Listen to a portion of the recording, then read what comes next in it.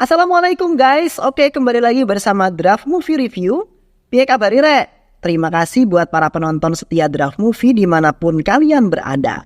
Semoga kalian semua selalu sehat ya. Kali ini Draft Movie sudah merangkum sebuah film yang berjudul Tufan 2024. Bagaimana keseruan filmnya? Nggak perlu banyak basa-basi, ini dia alur ceritanya.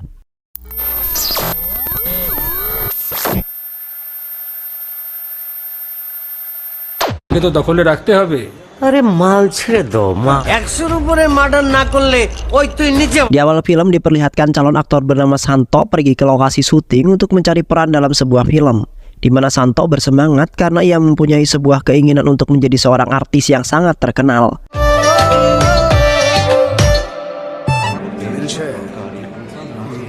Dan di satu sisi juga Santo adalah seorang anak yatim piatu yang hidup seorang diri dan memiliki tekad yang sangat tinggi agar masa depannya menjadi sangat indah.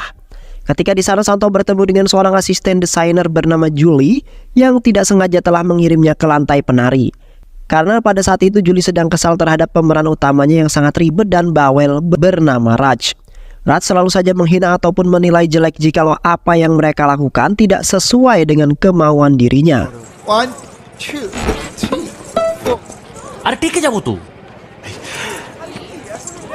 Hingga pada saat itu pun Raj setelah mengusir Santo karena orang-orang di sana telah memuji akan ketampanannya yang luar biasa dibandingkan Raj, di mana Raj tidak ingin melihat seorang pun yang berada di lokasi syutingnya yang melebihi ketampanan dirinya. Seketika Santo yang awalnya bersemangat langsung berubah sedih, yang padahal ia sangat bersungguh-sungguh dalam mengikuti syuting tersebut. Sementara itu Julie merasa bersalah terhadap Santo di mana Julie telah mengirimnya ke ruangan yang salah. Sehingga pada saat itu pun Santo langsung dikeluarkan oleh Raj. Yang kemudian Julie pun mengatakan bahwa ia akan membantu Santo agar diterima kembali menjadi aktor dalam film tersebut. Sontak Santo pun merasa sangat senang karena impian yang sudah lama ia inginkan akhirnya dapat terwujud juga.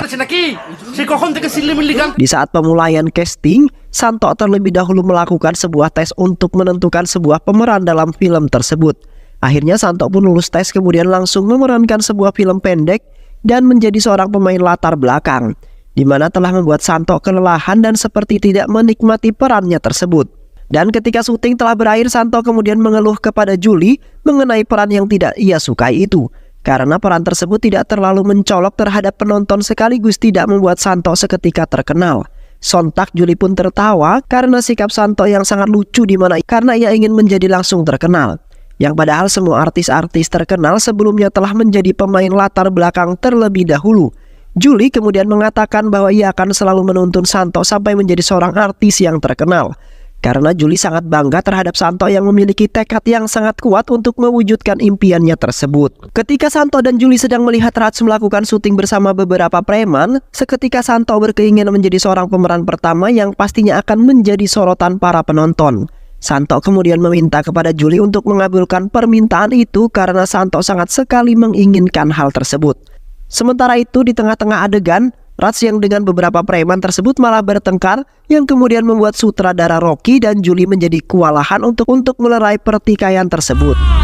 Alhasil Santo pun turun tangan dengan terpaksa karena suasana kini tidak terkontrol yang membuat syuting menjadi sangat kacau. Santo kemudian menghajar preman-preman itu hingga kewalahan dan tidak berani lagi untuk melawan Santo yang terlihat sangat gagah perkasa. Santo sangat tidak ingin melihat dunia perfilman telah dirusak oleh orang-orang yang tidak memiliki potensi dalam berakting. Yang akhirnya para preman itu pun meninggalkan tempat tersebut. Sementara itu Rocky sangat tertarik dengan gaya pertarungannya Santo yang sangat luar biasa tersebut, di mana Rocky berniatan ingin memasukkan Santo dalam film terbarunya. Di samping itu juga Santo dan Julie telah menyelamatkan seorang ibu hamil yang merupakan tetangga rumahnya. Yang pada saat itu Santo dengan sigap membantu ibu hamil tersebut sampai ke rumah sakit dengan selamat. Sampai-sampai Santo juga berusaha mencari pendonor darah bagi Bumil tersebut karena ia tidak ingin melihat Bumil itu celaka. Yang akhirnya Bumil tersebut pun melahirkan seorang bayi dengan selamat. Yang kemudian mereka semua memuji Santo yang telah mereka anggap sebagai pahlawan kompleknya. Namun tidak hanya itu saja, Rocky yang berada di sana pun telah memuji Santo yang ternyata mempunyai bakat yang terpendam dalam dunia perfilman. Rocky kemudian mengatakan bahwa ia akan mewujudkan impian Santo dengan memberinya sebuah peran menjadi seorang penjahat dalam film terbarunya. Dan pada saat itu pun, Santo akhirnya menjadi kebanggaan semua orang di kompleknya.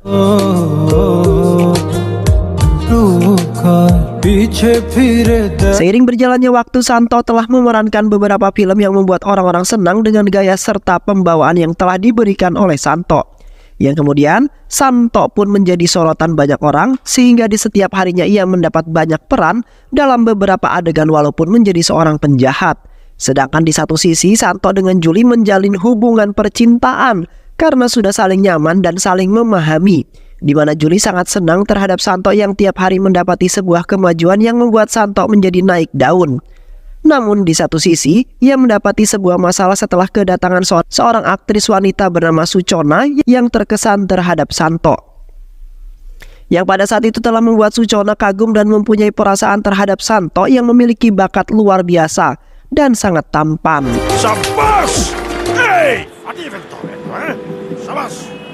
Yang kemudian membuat Julie menjadi cemburu, lalu meminta kepada Santo agar menjauhi Suchona yang telah mengagumi Santo.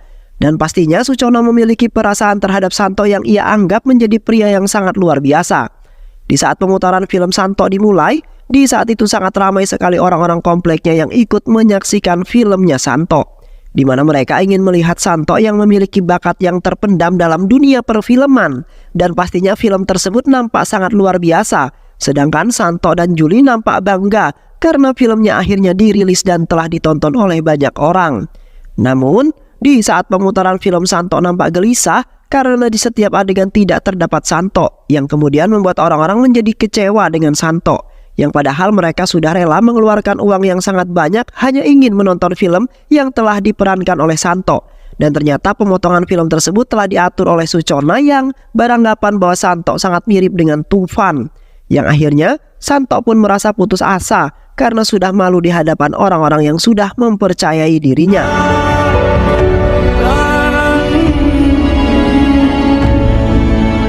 Yang kemudian Santo hendak melakukan bunuh diri dengan alasan frustasi dan tidak ingin menjadi seorang aktor dalam film tersebut lagi. Namun aksi nekatnya Santo pun telah digagalkan oleh beberapa orang pria yang pada saat itu malah menculik Santo yang ternyata mereka adalah anak buahnya Tufan. Setibanya Santo di markasnya Tufan, Santo sedikit kebingungan karena wajahnya sangat mirip dengan Tufan yang pada saat itu pun Suchona lah yang telah memprovokasi Tufan untuk menangkap Santo. Suchona kemudian mengungkapkan bahwa dirinya lah yang telah menghapus adegan Santo karena kemiripannya dengan Tufan. Karena Suchona tidak ingin melihat Santo yang mirip dengan disoroti banyak orang, di mana Tufan merupakan seorang gangster sekaligus kekasih pujaan hatinya. Di samping itu, Tufan sangat ingin melihat Santo yang memiliki wajah yang sangat mirip agar bisa menirunya untuk sebuah film yang telah dirancang oleh Tufan sendiri mengenai kisah hidupnya yang sangat mengerikan dan menegangkan. Santo kemudian memohon kepada Tufan untuk memberinya waktu 2 bulan untuk belajar cara meniru Tufan yang terkenal sangat mengerikan.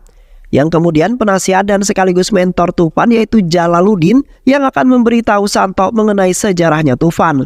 Setelah itu Jalaluddin langsung memulai penjelasan skenario cerita tersebut, di mana di waktu itu ibunya melahirkan Tufan, seketika ibunya tewas dan beruntung Tufan lahir dengan selamat. Namun sang dukun mengatakan bahwa ibunya telah melahirkan seorang monster yang akan memberontak menjadi sangat ganas ketika sudah beranjak dewasa. Sementara ayahnya tidak mempercayai perkataan dukun tersebut dan tetap mengurus putranya hingga tumbuh dewasa. Karena ayahnya merasa kasihan terhadap Tufan yang sudah ditinggal oleh sang ibu dari kecil. Dan pastinya harus mendapat kasih sayang sama seperti ibu pada umumnya. Yang kemudian ayahnya pun berusaha keras dalam menjaga dan menyayangi Tufan yang menjadi anak satu-satunya. Seiring berjalannya waktu, Tufan pun tumbuh menjadi remaja berusia 15 tahun, di mana Tufan memiliki banyak perkembangan yang sangat bagus dan tidak sesuai dengan perkataan seorang dukun pada waktu itu. Namun ayahnya Tufan mendapati sebuah masalah dan harus berurusan dengan seorang perampok tanah yaitu Sehanawas, yang telah mengancam ayahnya Tufan bahwasanya ia akan mengambil tindakan hukum untuk memenjarakan ayahnya Tufan. Hingga pada akhirnya ayahnya Tufan dan Sehnawas melakukan sebuah perkelahian bersenjata. Namun pada saat perkelahian tersebut ayahnya Tufan telah kalah dan tewas karena kalah jumlah. Sontak Tufan yang melihat hal tersebut merasa tidak terima. Yang kemudian Tufan pun langsung mengambil sebuah parang lalu menebas kepala Syekh Nawas, dan semenjak itulah Tufan terlahir menjadi seorang monster yang sangat kejam dan beringas. Di samping itu pun Tufan dijerat sebuah kasus pembunuhan yang sangat kejam, di mana polisi langsung membawa Tufan ke jalur hukum lalu dijebloskan ke dalam penjara seumur hidup. Namun ketika di pertengahan jalan, polisi tersebut telah dihadang oleh seorang gangster lokal bernama Basir yang sudah mengetahui mengenai Tufan. Basir kemudian meminta kepada polisi tersebut agar menutup kasus itu secara diam-diam. Sementara Basir akan membayar semua sebagai imbalan ataupun suapan. Yang kemudian Tufan diadopsi oleh Basir yang nantinya Tufan akan menjadi seorang monster yang sangat mengganas dan akan merampas kekayaan semua orang yang ada di kota tersebut. Selain itu juga Basir mempunyai niatan ingin mewariskan tahtanya menjadi seorang gangster yang ditakuti oleh semua orang, sehingga nantinya penghasilan Basir akan bertambah, bahkan akan naik daun di setiap bulannya berkat Tufan yang akan menguasai kota. Namun pada saat itu Basir sudah mendapat semua yang ia mau seketika.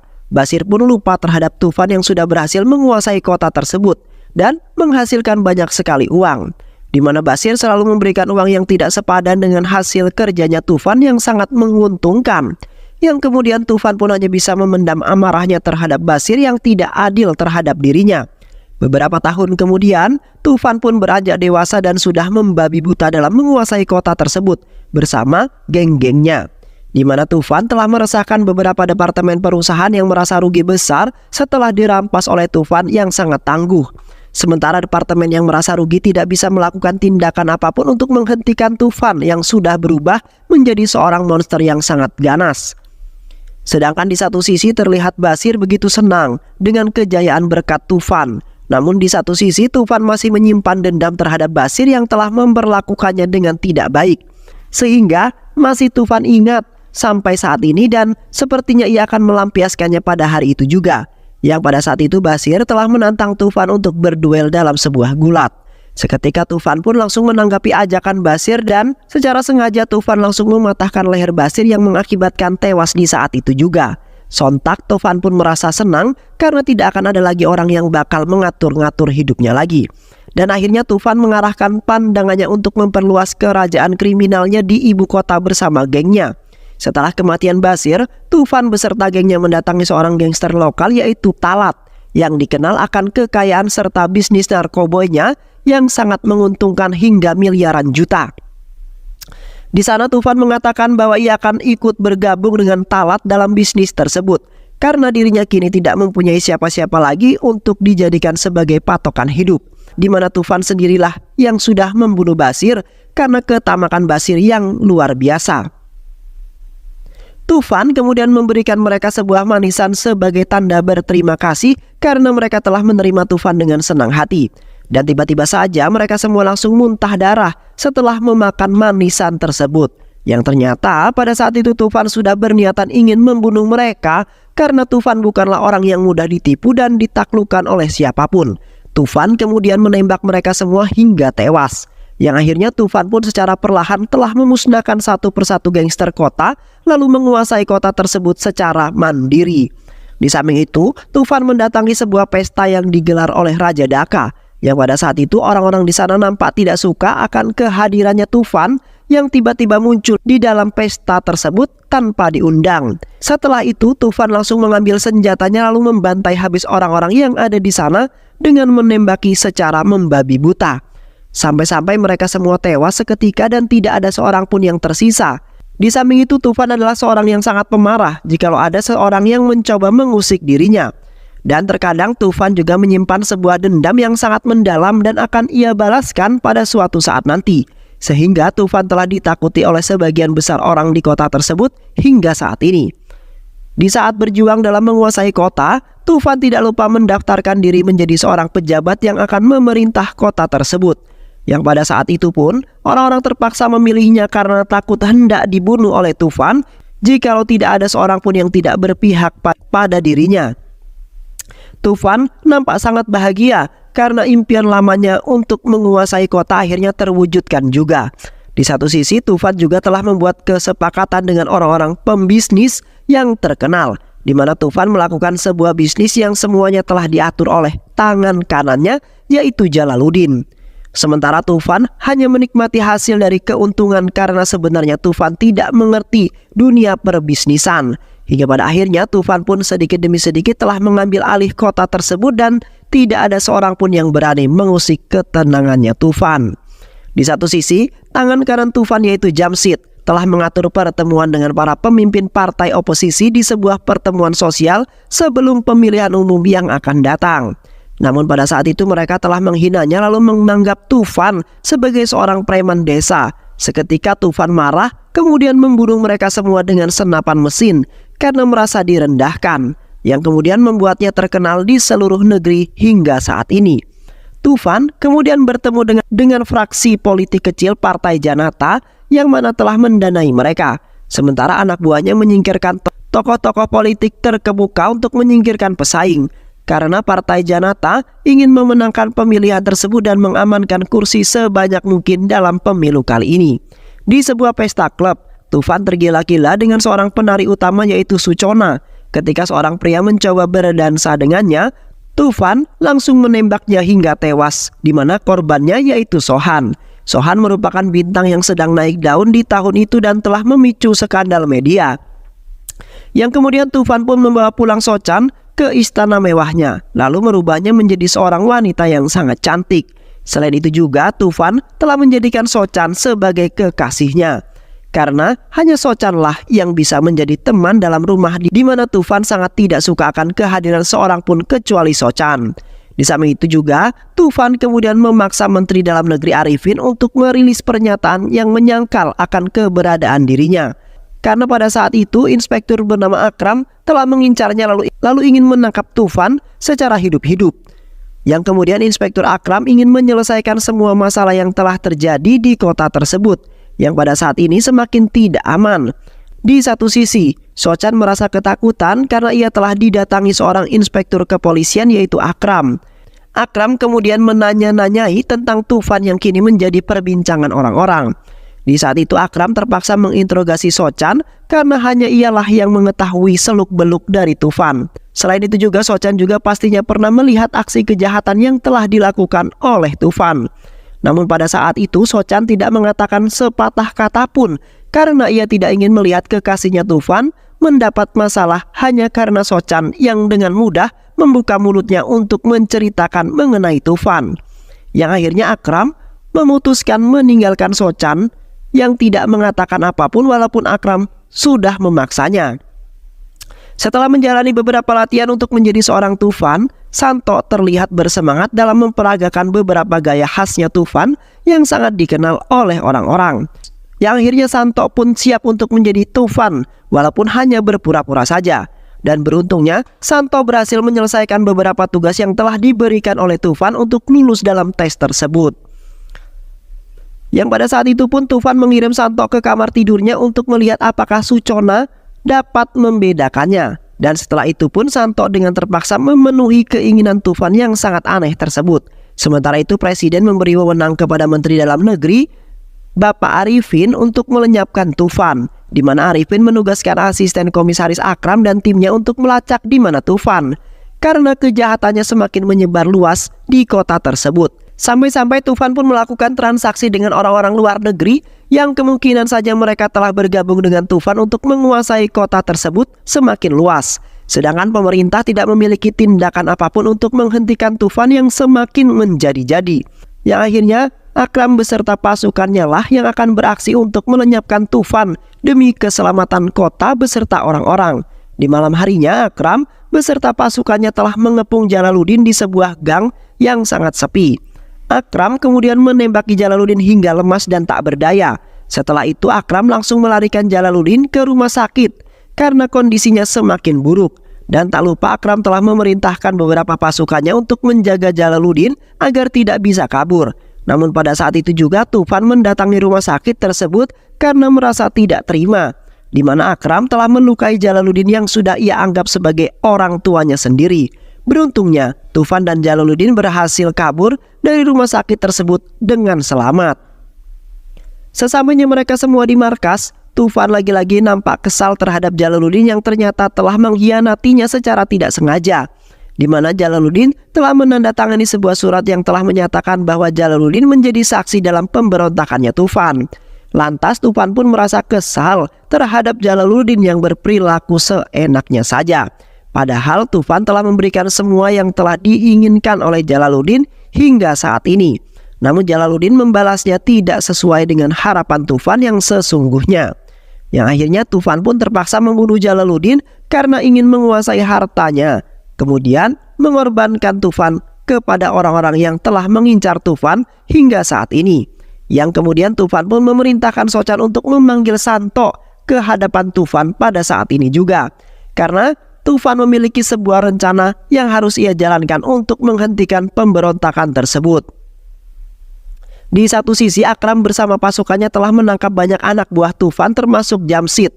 Selain itu juga Akram telah menangkap beberapa antek-antek Tufan yang sedang melakukan transaksi ilegalnya, di mana Akram ingin membuat Tufan semakin panas dan melakukan penyerangan balik karena merasa tertekan. Sedangkan di satu sisi Tufan terlihat begitu panas dengan apa yang telah dilakukan oleh Akram terhadap dirinya. Kini Tufan tidak memiliki rencana cadangan untuk menghabisi Akram yang semakin bersemangat dalam memburu Tufan. Yang kemudian Tufan pun memutuskan untuk mengorbankan Santo sebagai gantinya, karena hanya Santo lah harapan besar yang pastinya dengan isu mengenai kematian Tufan yang ternyata adalah Santo akan menyebabkan dunia maya gempar dan menjadi perbincangan orang-orang.